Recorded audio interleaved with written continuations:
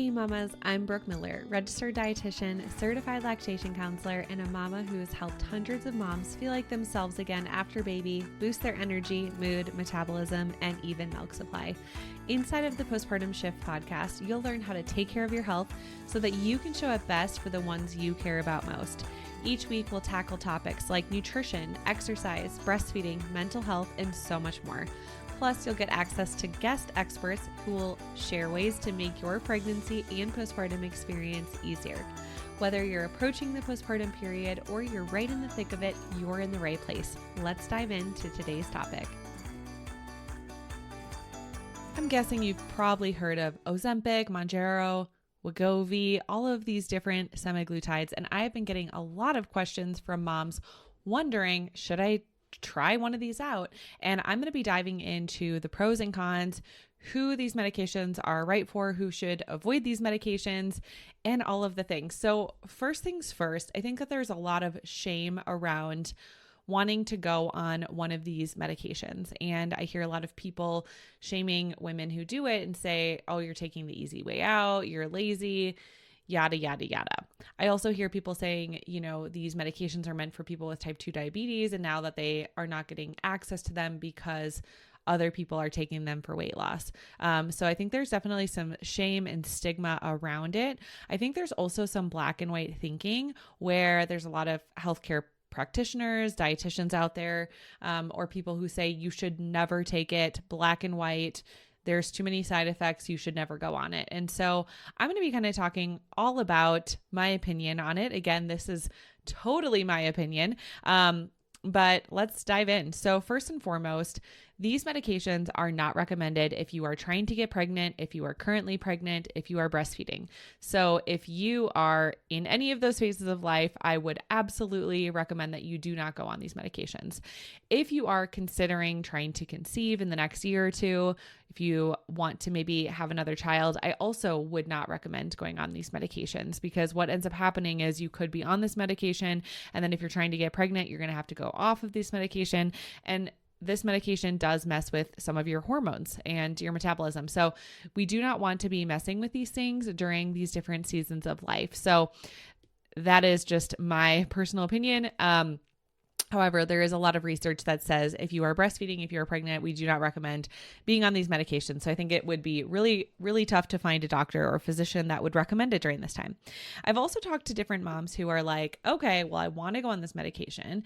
And I'm just going to wean from breastfeeding so that I can go on it because I want to lose the baby weight.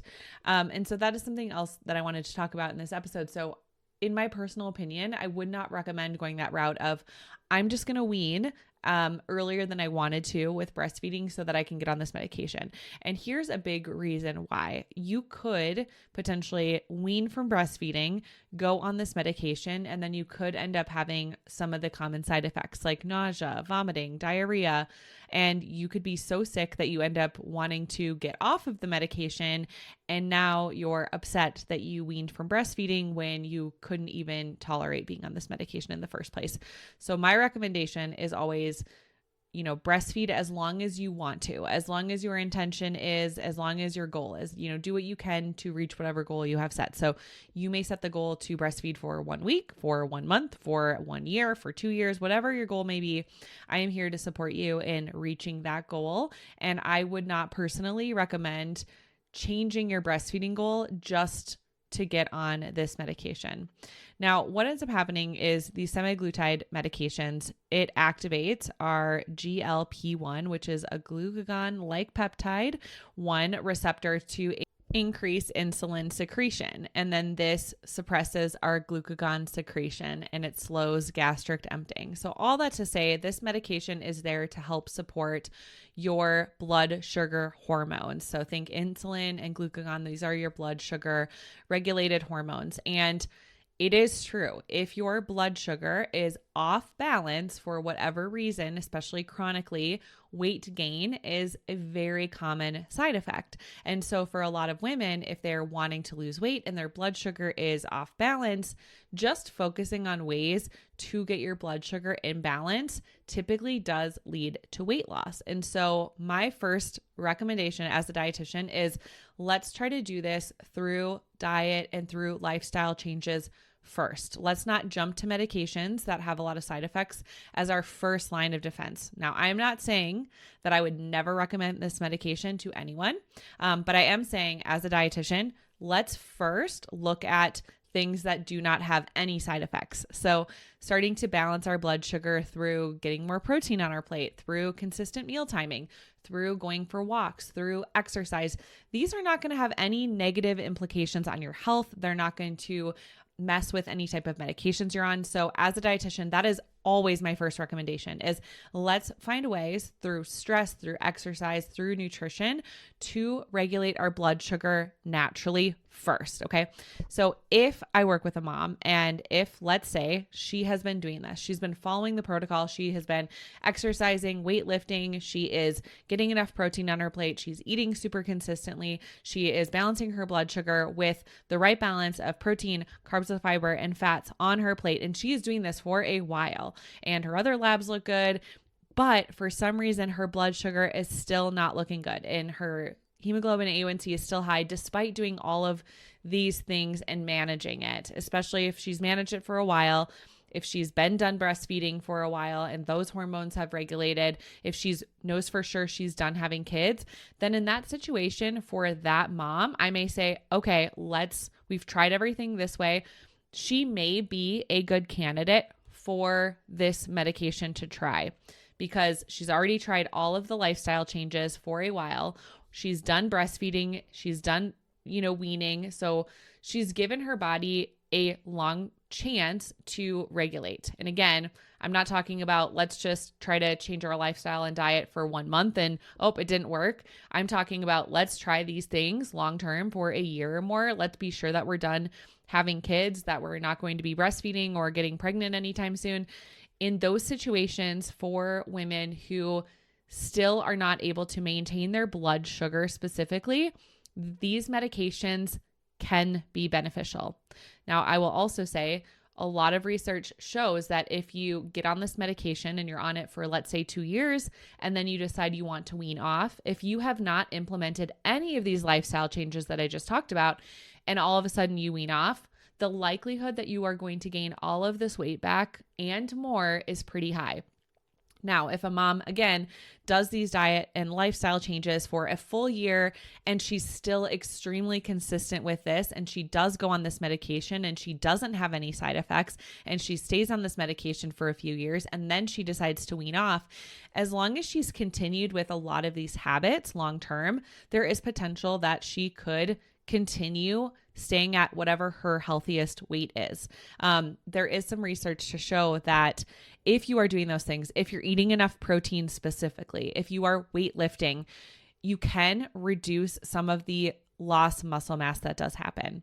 Now, with any drastic weight loss, whether it's through these medications or whether you're starving yourself or going on something super restrictive, whenever there's drastic, very quick weight loss, we are likely to also lose muscle mass in the process. And that is not something that we want to lose. We want to hang on to all of our lean muscle mass. We want to gain and maintain lean muscle mass.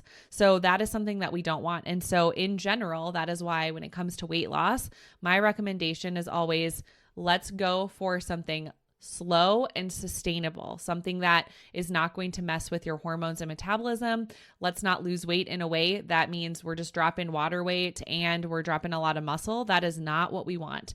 So if you are losing weight in a slower and more sustainable way, you're more likely to actually lose fat mass and hang on to lean muscle tissue. And so in general, that is one of the side effects that can happen with this medication is sometimes people lose weight very quickly, but what they end up losing is a lot of muscle mass. And that's really hard. It does take time to gain that back. And a lot of women, when they go on these medications, they get a lot of nausea, vomiting, diarrhea. And so they're having a really difficult time meeting their protein intake. And if you are nauseous all the time and you're not feeling good, it's also going to be harder to exercise. And so I'm not going to pretend that there are not side effects. So the most common side effects with these medications are your appetite is decreased, burping, constipation, diarrhea, dizziness, fatigue, gastrointestinal discomfort, bloating, gastrointestinal disorders. We can have too low of blood sugar, so hypoglycemia. And I have had, actually, if you go back and listen to my blood sugar episode, I would highly recommend that you go back and listen to that episode. In that episode, I talk about how I did my 3-hour glucose tolerance test for my third pregnancy. And I actually ended up going into a hypoglycemic state. My blood sugar got in the 50s. I was sweating. My heart was racing. I felt like I was going to pass out. It is not a good feeling to be in a hypoglycemic state. Some other common things are nausea and vomiting. And so if you go on this medication and you're like, yeah, I'm losing weight, but it's because I'm vomiting and because I can't eat any foods and I feel like crap, that is not something that we want to stay on long term. And actually, we just had a family get together, and my husband was talking to some of his relatives, and somebody in our family just recently went on one of these medications, and she's like, yeah, I'm actually in the process of weaning off because the nausea and diarrhea, like all of these symptoms have been so bad that I cannot tolerate being on it. So this is a very common side effect. Of course, there are some even more substantial side effects that can happen. So some things that have also happened to women who have taken it is a bowel obstruction. Now, this could mean you're in the ICU with surgery. Gallstone attacks. This may mean that you need to get your gallbladder removed. Gastroparesis. This is when your food has a really hard time emptying from your stomach, and so it can slow down or stop. Pancreatitis. This is inflammation in the pancreas. So just from a standpoint, there are a lot of side effects. And there are some serious side effects. These, of course, the really serious ones are not as common, but there are side effects nonetheless. There are even acute kidney issues that can happen, gallbladder disorders, and then there are some rare types of cancer that if they run in your family, this medication is not recommended because it can actually cause some things like thyroid C-cell tumors. So we can't look past these medications. And also, with the risks of these medications can also mess with different medications that you are on. So of course, just like taking any type of medication, we also have to look at what other medications are you on, because we don't want to be taking something that would interfere with something else that you are on. So just from a standpoint of women who are, breastfeeding, especially if we are delaying gastric emptying, if we're reducing appetite, especially with semaglutides, this can actually decrease milk supply. This can also mess with our prolactin and oxytocin levels, because prolactin and oxytocin release are linked with the emptying of our small intestine and our stomach. So if we are not eating enough, especially protein or calories, this can decrease our milk production. Something else that can happen is dehydration if we're not feeling well or if we're vomiting. And then in general, if a mom is breastfeeding and she's struggling regulating her blood sugar hormones with a lot of these diet and lifestyle changes, and she's doing all of these things, then there are some other options like metformin and insulin, because these are safe while breastfeeding. And of course, we always want to look at the lifestyle changes. If you've been wanting to reach your healthiest weight and feel like yourself again postpartum without having to sacrifice your favorite foods or your milk supply, I've got a free workshop just for you. Inside of this free workshop, you'll discover how to boost energy, mood, metabolism, and even protect your milk supply. You'll learn common mistakes that moms make that actually cause exhaustion, mood swings, low milk supply, and weight loss resistance to become worse, things that moms don't even realize. And you'll learn the proven 3-step method to heal your hormones and metabolism after baby, so you can go from surviving to thriving postpartum. Plus, as a free gift, you'll get my postpartum snack guide when you come hang out with us. All you have to do is click the link in the show notes to save your seat today. Spots are limited. See you there. So I hope that this gives you a different perspective, and I don't think it's black and white. I don't think that these medications should never be used.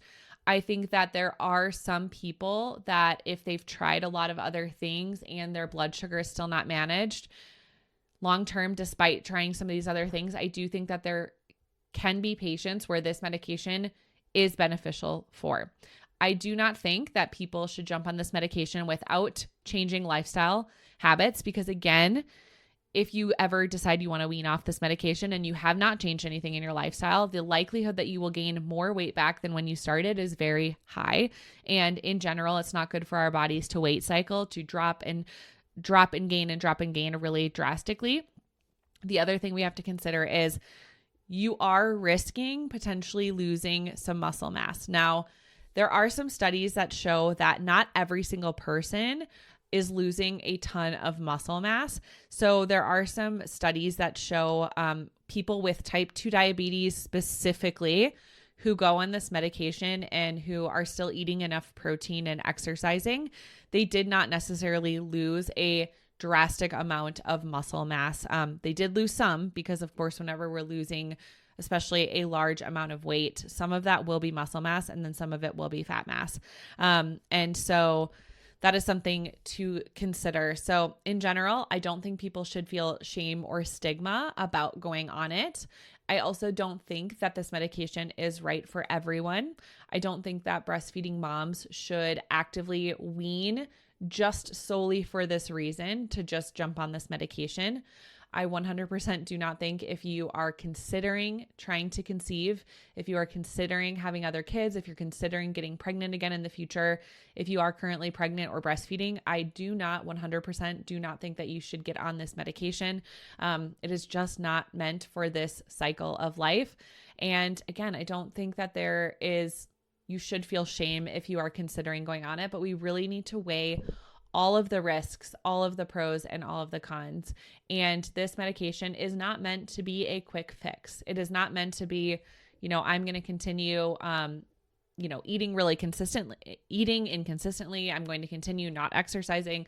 I'm going to continue things that are not necessarily working for your lifestyle, and then just hope that this kind of solves all of my issues. Because at the end of the day, just because we lose weight does not necessarily mean that we are getting healthier. Now, for a lot of people, if we are, let's say we are sedentary, we are only eating processed foods, we're not eating fruits and vegetables, we're not eating, enough protein, our blood sugar is really inconsistent. Now, if we are that type of mom and we start to change these lifestyle changes, we start exercising, we start walking, we start strength training, we start balancing our blood sugar and managing our stress, and we see weight loss as a side effect, it's a side effect. It does not mean that that weight loss caused us to be healthier, but the likelihood that we're going to see improvements in our lab values, our energy, our mood, binges, and cravings, the likelihood that we're going to see improvements in all of those things, including weight loss as a side effect, is very high. However, if we don't change anything with our lifestyle, if we are that type of person where we are currently in a season of life where we're not exercising, we are only eating processed foods, and we decide, I'm just going to go on this medication, we may see weight loss. We likely will see weight loss, but that doesn't necessarily mean that we're going to see improvements with all of our lab values. We likely will see improvements with our hemoglobin A1C and our glucose. That likely will happen, but that doesn't necessarily mean that we're going to see improvements with other lab values. It doesn't necessarily mean that we're going to see better energy, better mood. And so just because we lose weight does not necessarily mean that we're going to see improvements with other areas of our health. So weight loss in and of itself does not mean that we are getting healthier. Now, in some cases, again, when it is a side effect of changing our habits, it can absolutely mean that. Just like, if somebody with cancer is losing weight because they have a cancer diagnosis, that does not mean that they are getting healthier just because they are losing weight. Same thing with weight gain. There are some women who are, severely underweight for a lot of different reasons. There are women who are maybe at a normal weight and they're actually malnourished. They're not meeting their nutrient needs. So they're exhausted, they're depleted. They, can't keep up with their kids. They can't lift their kids. So just because you're at a normal weight, quote unquote, doesn't necessarily mean that you are actually at your healthiest state as well. And so there are other women that I've worked with where they actually need to gain some muscle. They need to actually replenish with a lot of lost vitamins and minerals so that they can have better energy, so that they can have the endurance and stamina to keep up with their kids and the strength to keep up with their kids. And sometimes that means that they're gaining weight. Does that mean that they're just gaining only fat? No, not at all. But a lot of women actually do need to gain some muscle mass to get to their healthiest state. And so that is why I do not love the scale as the end all be all. I think the scale can give us some data.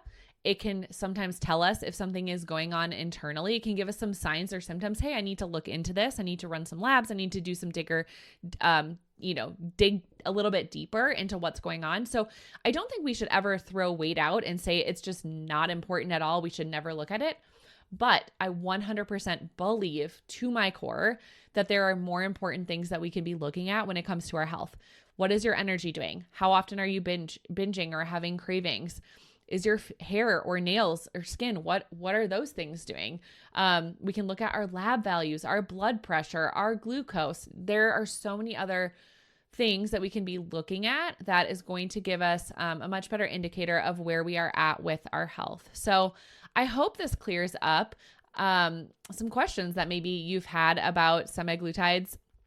I do think that we're going to be continuing to hear more and more people going on them. And so I think that this is a topic that we absolutely need to talk about.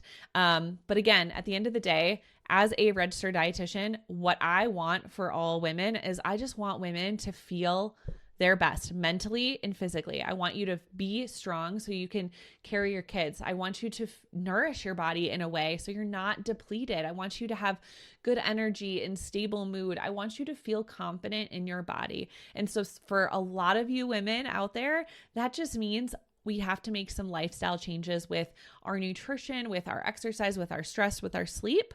And for a small percentage of women who are already making those changes and they've done that and they know they're done having kids, that may mean that for a subset of women, that may mean that this medication may be part of your lifestyle.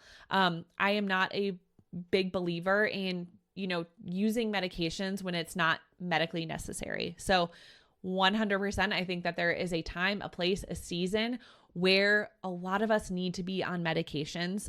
So I am not like, we should never go on medications. Truthfully, like if I have a really strong, severe headache, I will go take an Excedrin because it helps. So I am not the type of person to say that we should never use medications.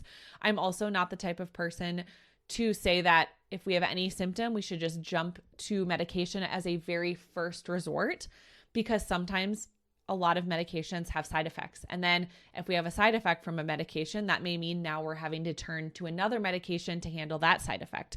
And then that may just mean, okay, now this medication interacts with this medication. And so when we start adding medications to things, we just have to realize that there are some risks for side effects. There are some risks that this could, mess with other medications. And so again, that's with any medication that we have to weigh the pros and cons. Just like when a woman comes to me and she has postpartum depression, I am never against medications for treatment. Absolutely. I am never against therapy for treating postpartum depression. But I always come at the standpoint of, let's fill in the gaps with nutrition. Let's make sure that we are not depleted. Let's make sure that, if we're super deficient in vitamin D or iron, that's not going to help our postpartum depression symptoms. So let's first fill in the gaps with those. And then absolutely, if we still need medications for this season, absolutely, let's do it. Let's try some medications. If we still need therapy on top of that, absolutely, let's do it. But I always want to look at any type of symptom or diagnosis from a whole body, holistic approach. How can we come at this with nutrition first? Because again, changing our diet and lifestyle does not come with negative side effects. Eating more fruits and vegetables, increasing protein, drinking more water, going to bed early, exercising, like these do not have any negative implications for our health. So let's turn to those things first because there are no risks. And then if we need to introduce some medications, then we can at least feel really empowered and informed with our decisions with turning to those medications. So I hope this was helpful.